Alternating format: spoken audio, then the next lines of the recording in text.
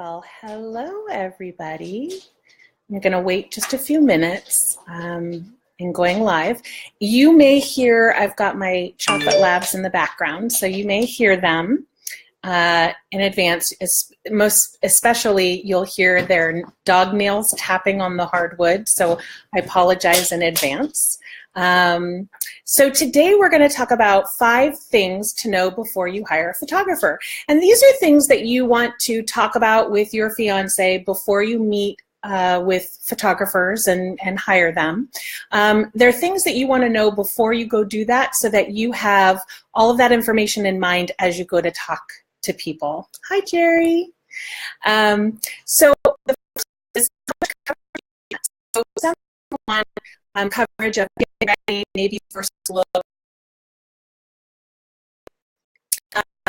and some people want like all day. Some people want a couple hours a day. It just depends on what you want. But know what that is going in so that you can make sure that you get everything that you want. Every photographer specifically has charges that go by the hour. So, and you can get packages and things like that, but you'll want to know in advance kind of what you want going into it. Another thing you'll want to think about is if you want an engagement shoot. Sometimes there'll be packages. So if you're looking at packages can come with a second photographer, an engagement shoot, an album. So you'll want to know in advance what things that you're going to want from your wedding so that when you go to talk to them, you can find out what their pricing is for those specific things.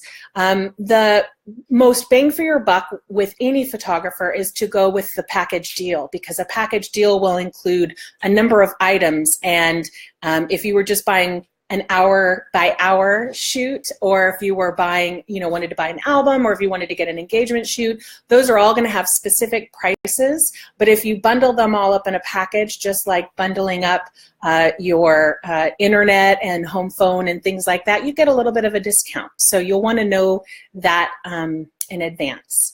The other thing that you'll want to know is most of the time you want to hire a photographer that shoots weddings day in and day out. If you hire somebody that shoots just about everything, their whole job doesn't have to do with weddings, and so they're less experienced than someone who's shooting weddings every single weekend, and they see all the things that can go wrong and all the things that can kind of go off in terms of your timeline, and they're better able or better equipped to handle those things because that's something that they do day in and day out. So it's a good idea to find a photographer that does specialize in weddings and engagements. The other thing that you'll want to think about when you go to hire a photographer is that you want to get along with them. So while you could hire somebody sight unseen without meeting with them, if you meet with them, then you'll know really how well you'll get along and what their personality is, and quite frankly, how flexible they are to handle changes on the day of the wedding, because as I mentioned before, things can sometimes go wrong on a timeline, and so you'll want to be able to have someone that's flexible to kind of go with the flow on that. The other thing is that the last thing, I'm sorry, my daughter's interrupting me right now. The other thing that you'll want to do is you'll want to see their photos ahead of time. So go on to Facebook or Instagram or their website and see the type of images. Sometimes there's images that are light and airy, and sometimes there's images that are sort of more contrasty.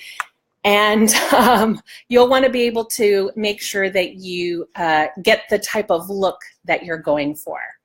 I hope everybody has a really great day today, and I'll be back in another week with some more tips. I'll see you later. Bye.